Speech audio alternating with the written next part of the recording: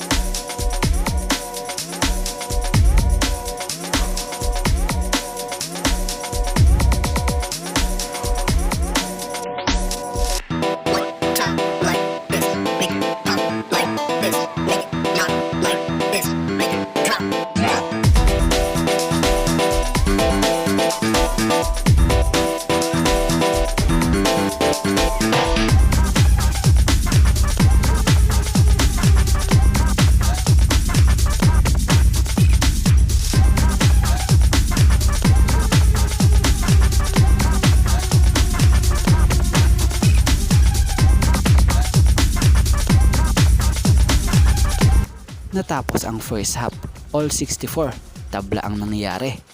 Like this, make it pop like this, make it not like this, make it drop.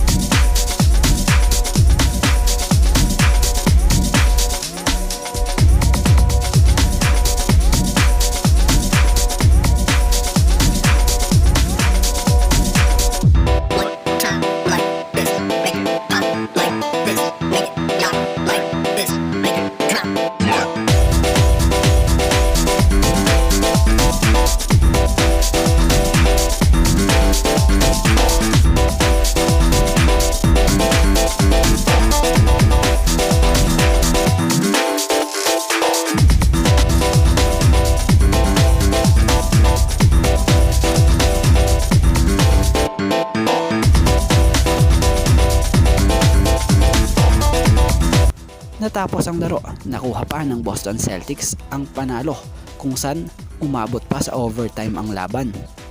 So pinangunahan nga ni Jason Tatum ang Boston Celtics na kumamada ng 36 points, 12 rebounds, and 4 assists na sinundan ni Jrue Holiday na may 28 points and Jaylen Brown na may 26 points.